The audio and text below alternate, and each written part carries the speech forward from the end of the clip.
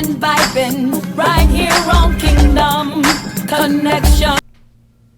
Thank you for tuning in to Kingdom Connections, where I'm your host, Tanisha Reese, and this is part 2 with I so many names. I was gonna say girl. I was gonna say Peanut. I was gonna say Prophet Fee. I love it. I love it. I love you. Thank you for doing part 2 with us. Let's just get in it because we got a lot to talk about. Let's get in it. Let's get in it. So on part 1, the last thing we spoke about was the walk for your granddaughter. Yes. Another thing that I wanted to ask you was how are you coping? And I wanted to ask you that so that it can help other people that's kind of like has lost a loved one and they see you here so strong and just able to just talk about it and just everything that you do. How do you cope with it? Being a woman of God and having a close personal relationship with God. That's how I cope with it. The relationship with God. Because if I didn't have a relationship with God, I would be crazy right about now. I would be crazy. And even for the things that don't happen in my life, I would be crazy. Sometimes I ask God, I say, if it weren't for you, I'd be crazy. Because I go back and try to think about all the stuff that I done been through. And then he just don't think about it. Just let it go. So that's how I'm able to deal with it. I mean, honestly. But at first, when it happened, I just couldn't even read the Bible. I couldn't even do nothing. Only thing I can do is just go. That's it. I could worship, and then I didn't want to worship because sometimes it would make me sick to hear other people's voice. So I just be quiet. I can do it. I listen to it a little bit, and then that'll be it. I turn it off, and then I listen to, I read or whatever, and I just put it down, put the Bible down. So I had to just feel my way back into doing my norms. Was God still speaking to you during this time? No. If he was, I wasn't listening. I wasn't listening. I can't remember. So I'm not going to say he was. But. Wow. Well, I was having dreams and visions now. Oh, you were? Yeah, but I wasn't hearing the voice because there's two different things. Was it about that situation or just other things? I mean, he was showing me different stuff as things has to go. Okay. Step by step, because you don't get everything. You get things in pieces. Okay.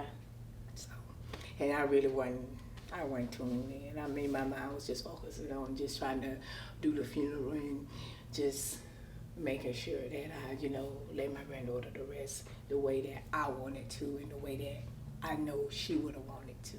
Okay. Because that was my princess. So. I want to switch it up just a little bit. There's some questions I wanted to ask you. Big a prophet. I wanted to get inside your head since you were so open. I'm like, because I know some of the questions that I have, like other people have. And so I did want to ask you another question. Being that you work in the funeral home, so we're going to rewind all the way back to that. And being a prophet, have you ever... And I'm asking because I spoke to another prophet before that was inside of a funeral home, and because of some things she told me, I want to know if you experienced the same things.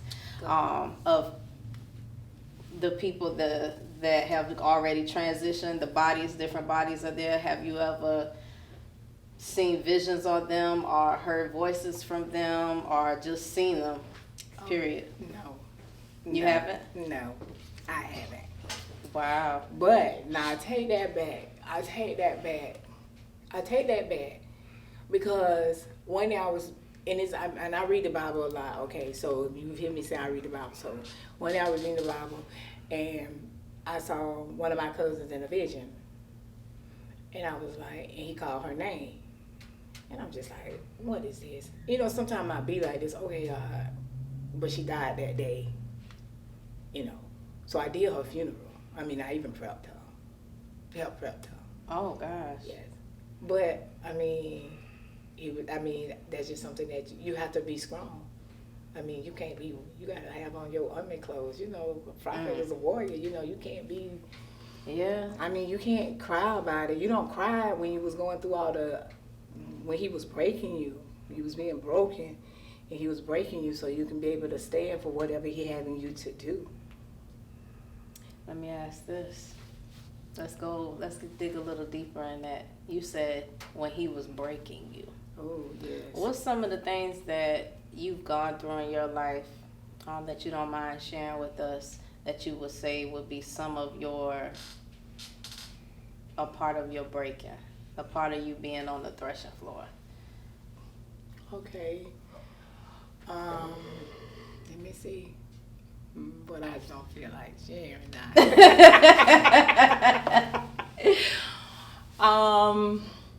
Well, I almost been in prison. I almost went to prison. Really? Yes. Wow. Well, let's talk about that. What led up to that moment? Well, I grew up in 2502 Houghton Street. Okay. Because I lived from Chelsea, I grew up in 2502 Houghton Street. So, to say this me.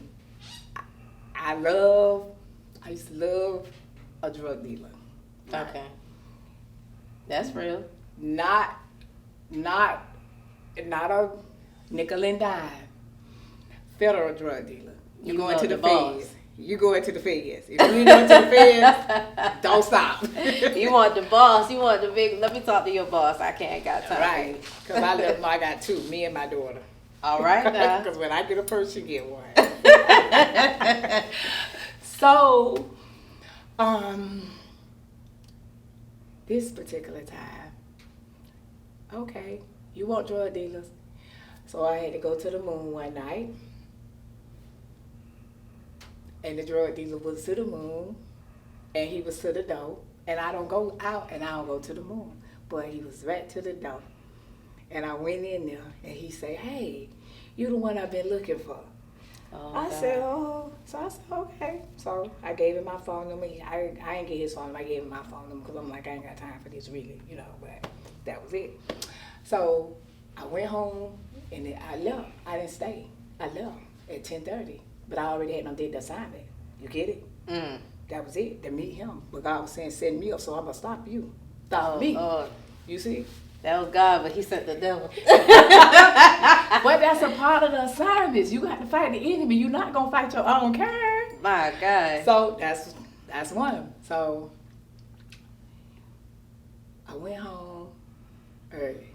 The next day, my cousin came over there. And I was like, "Oh, girl, yeah, I met this person." She was like, "Oh, that's business, that. Girl, that man got that money." So I'm like, "Oh, okay." I said, "Okay, God, I don't get the jackpot." Hey. So we started talking or whatever, and sure enough, I had a lot of cousins. They sold drugs. So that was the clientele. My brothers, my cousins, they friends. We had to sit on lock.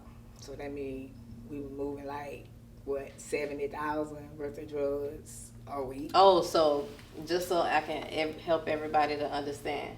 So not only did you meet the drug dealer, you started working. Because my cousins and my brothers and their friends all were drug dealers. Wow. So that was like, okay, cuz we need the supply. Wow. So. Oh, it got deep. It's deep. Real now. It got deep. Okay. So it started getting deep. So my cousin, one of my girl cousins who I used to hang out with, and then one of my friends who is not DEA, she used to be with me too. Oh, gosh. Oh, God. But let's tell you about that. She lived in Fort Lauderdale though. So one day she said, "Girl, them people say, how you know all this stuff?" She said, "I learned it from the best." But she Wow. So my cousin, she had a dream that the U.S. Marshals had kicked in somebody's door. So I said, "Well, who know that kid did?" I'm so dumb and lame. Like, okay. So we let it go. So that next day, I'm dreaming it, and they were kicking in my door. While you're dreaming it. While I'm dreaming it. Oh, God. And then God said, the next one come in here, he ain't going to be like the rest of them. He going to be your guardian angel. I said, okay. So he came in or whatever. And then one of the polices, when U.S. Marshals, he was like, we ain't gonna tear your house up. He said, because you got a clean house. He said, if it was dirty, we'll tear it up. He said, but we ain't gonna do that. So when we got down there to the office or whatever, the guardian angel, he said, well, you know, they told a lot of lies about you. He said, you ain't like what they say you are. What they had been getting feedback. So he was like, I'm gonna have to talk to the judge and stuff about this, because you're not like. That was God. Yeah. That guardian angel. That was see? the guardian angel. Oh, So, my God. It's crazy how God's showing you all this, but go ahead. So we I had to go to court. So my hair was so long, right? All my hair fell out because I was so stressed out, because they kept telling me that I was gonna get 4 years to life in prison. 4 years of life in prison. That's all they kept saying. 4 years. And I'm like, okay, Lord, I can't do that. Wait, they said that you gonna get 4 years to life? 4 years to life in Oh, prison. So I was Jesus. facing 4 years to life in prison. So when we went to court, it was me, my mama, and my aunt. We got there. When we got in there, the lawyer went out there. He said that same thing. I said, sir, look. I had no got strong then. I said, well, let's just do this. I said, because I can't do damn thing. I'm not going to do 1 day in prison. So we went on in the court and we sat down. Judge came in. We all stand up, whatever. We sat down. He called my name first. I'm like, he calling me My heart would have first? been gone. So I was like, okay, let me get up. So when I got up to the podium, my lawyer got up there, the prosecutor got up there, and it's this courthouse right up here, federal courthouse. And they called a recess. Where the judge called a recess with my lawyer and the prosecutor. So they all went in the back in the judge's little chamber. So they came back, the prosecutor was smiling, my lawyer was smiling. I'm like, I don't know what this is, but y'all come on, let's get this over with.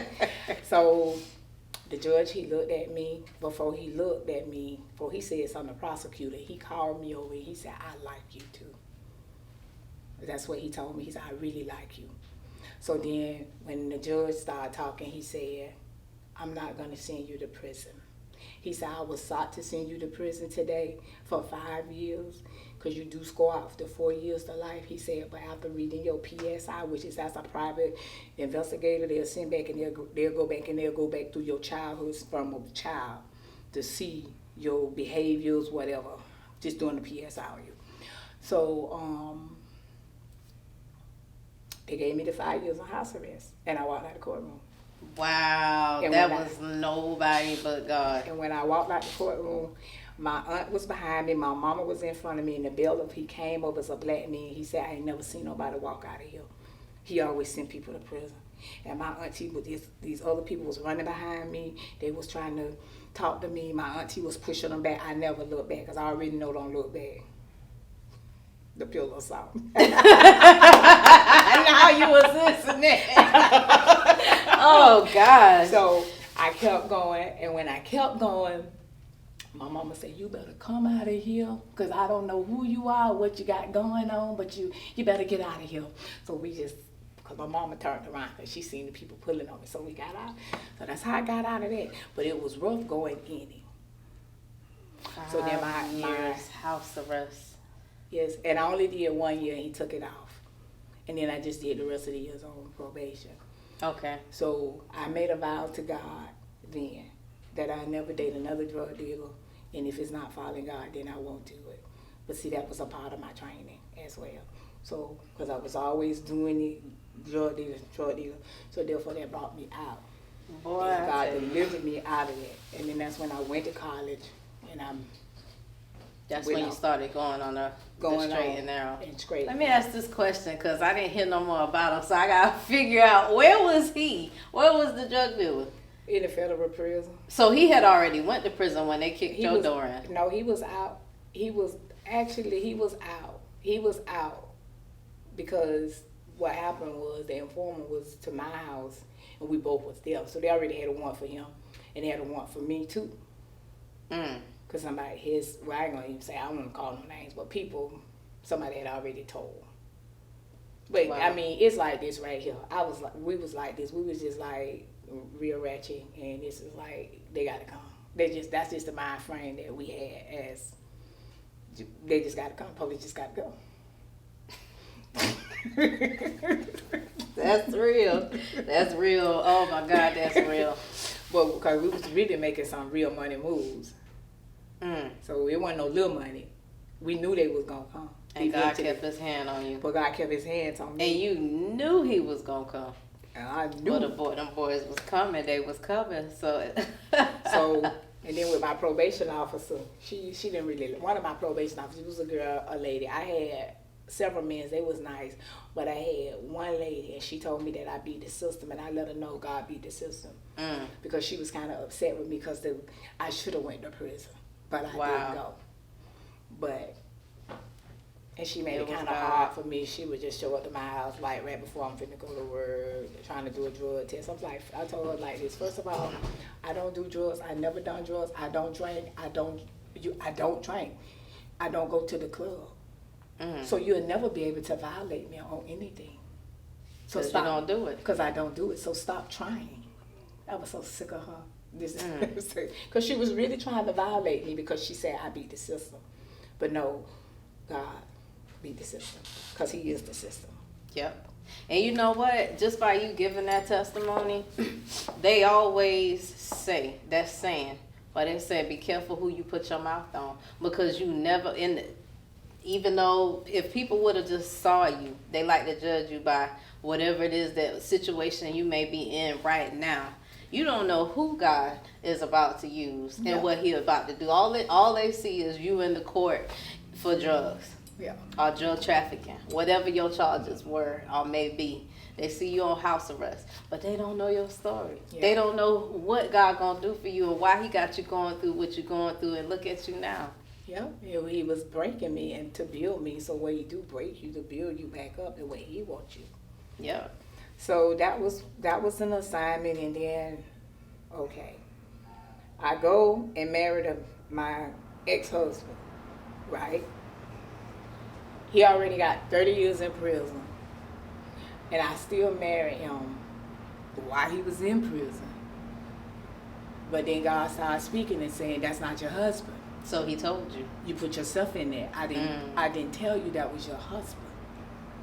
Did you not ask him about whether you should marry this guy or not? He told me that. See, but that's the thing. Moving too fast. Oh, he did tell you that you was moving too fast. No, he told me that I was going to have a new. See, I already had one husband. The first husband. My first husband passed away. Oh, okay. And I always, like I said, I pray. And then one day he said he's going to go away. I said, go away. Wait. So we're gonna shift to my first husband, and then I moved to the second husband. So God prepared you that you were gonna lose him. That first husband. Yes. Oh man. He said he's gonna go away, and I said, go away. He said, and you're gonna have a new husband. So I said, a new husband. I said, well, how would I know? He said, you would know. But he didn't say how. He just left it like that. So with me, wanna move so fast, I'm and found my own husband. What was it, Sarah? That was Sarah that told him to go up. We don't know. Let me help God out real quick. Go on and get a baby right there because I'm too old. So what I did, I found my own husband. Like I said, went to the club, got the drug dealer, and then moved on, and that was the second husband. I married the second husband. Wait, let's back up real quick. I want to make sure my stories are not mixing up. So the second husband wasn't the moon guy, was it? Yes. Oh, I was putting it together in my mind. I was like, wait a minute, she did that. Not when God got her out.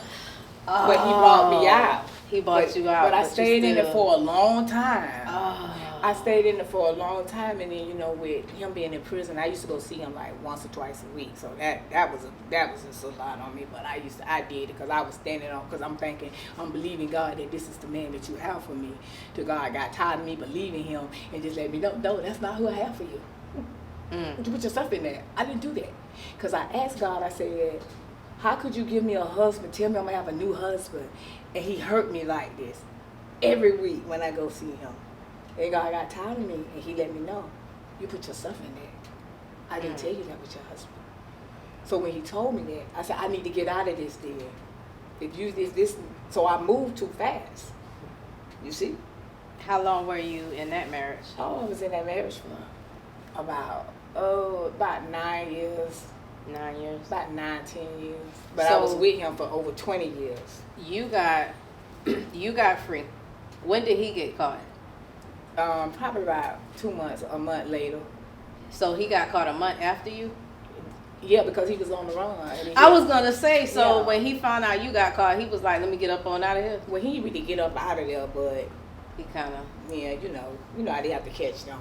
yeah. I just freely just turned myself in because that's just. Oh, okay. I mean, when they called and said first when they kicked the house in, I went in and they let me out on some kind of secure bond or something. But you went back. But they called and say, hey, your indictment came out because we was indicted, and it was like your indictment came out, you need to come in. So I went. Oh God, and you went, got to be strong. And my friend, who's the DEA, she took me and she just cried Oh man. because we didn't know if I was gonna get out, but I didn't stay.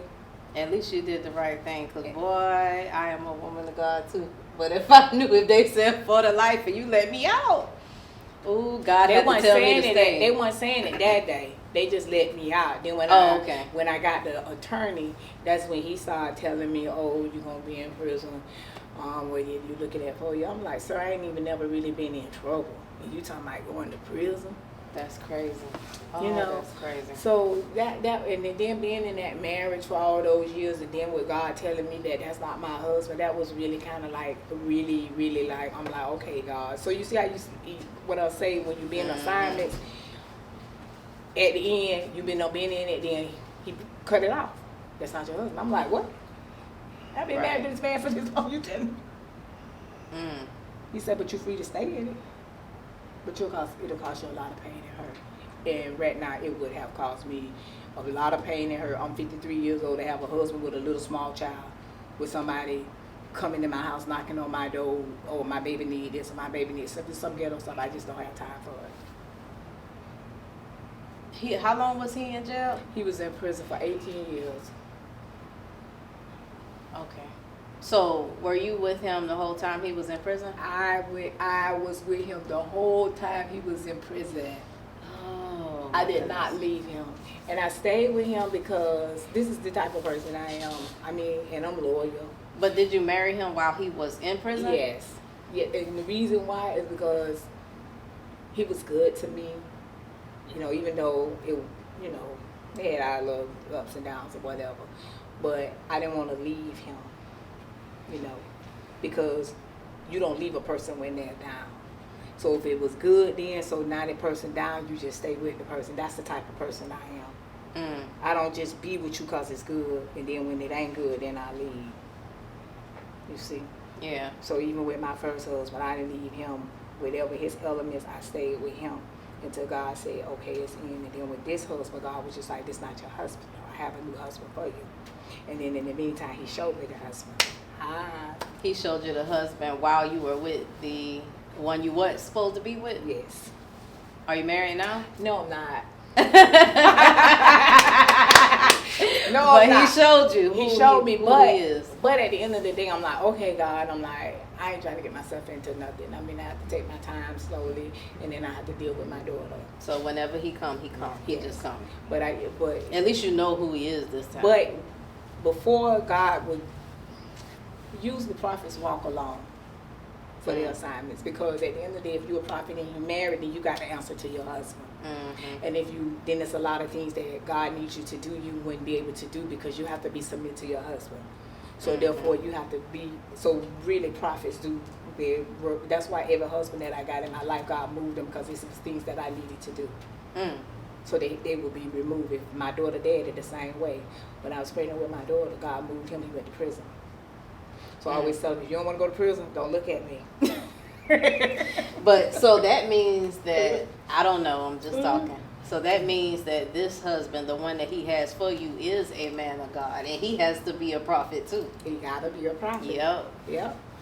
Because of who you are. That's not every situation. We just talking about you. Right. But that's who that man is. Yes. He have to have authority. And this one gonna be subject to God. Right. You have to have authority. Because see, the other husbands, they ain't have enough authority. I mean, I can come and shut you down like when I go get mad. Wow. Like my ex-husband went and told my mama one day, I'm a man, and she don't handle me like that. but he couldn't handle the authority. That was just it. So that just, and I just was like, God, why would you let me stay in there for so long, you know? But it's just the choices that you make, and I put myself into that. So therefore, and you have to.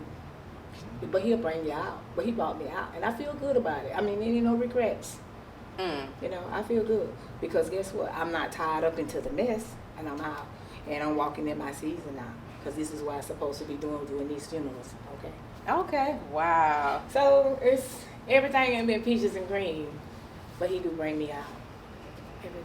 I mean, that's a testimony. And it's like what it is. Romans 8:28.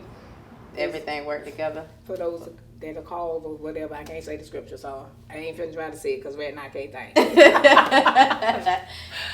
So it's like it started off bad, but it ended to turn out for my good. Wow. So, and then it's just like, so I'm grateful. And then I know one lady was telling me one day, she was, when I about my granddaughter leaving, she was like, I know that she, because in my granddaughter called I Move. That's just it, I Move. So she was like, God had to move her so he could bring somebody else. And I told her, you're right. But I didn't tell her the story. Wow. That's powerful. That's powerful. I love hearing people's testimonies. And I really enjoy talking to you. This is great. This is great. This is wonderful. And that's just one of the many of my stories. And then even with, like I was telling you about the tornado, that tore down the house. But what happened was he told me, because my ex-husband was trying to get me to move the trailer to Quincy, but God said no, because you don't know what's going to happen with the land. Wow. Brand new house. No money. I don't owe no money. Lord God. Won't he do it? That was when he was saying stay there. If I'd have moved, I would have missed the blessing. Because he was trying to get me a move like prior to it before the tornado hit. When the tornado hit, that's how I was blessed with the new house. So he was speaking to me through the whole thing. Wow. God moves in the most mysterious ways, but he will make sure and make it crystal clear that you hear him, because that's one thing that when he speaks to me and I'm unsure, or maybe I was sure, but I need you to tell me again, because it ain't looking like what you said. Yeah. And he'll make it crystal clear. Sometimes it be so crazy though. You be like, for real, God, you want me to do that? Right. You say it for real. That's how you know it. That's how you know it's God sometimes, because it's so crazy. Because it's out of the ordinary. But I thank you. I thank you for coming on to the show. It's been pleasant. And I wish you so much prosperity. I wish you so much of abundant joy and peace and love, and just God to remain with you in everything that you do. So we are going to have you back again to talk to you about some of your achievements. So I thank everybody for tuning in to the show. This was definitely an empowered show on today. Remember, I'm your host, Tanisha Reese. Be and stay blessed, and we'll see you again next time. Okay.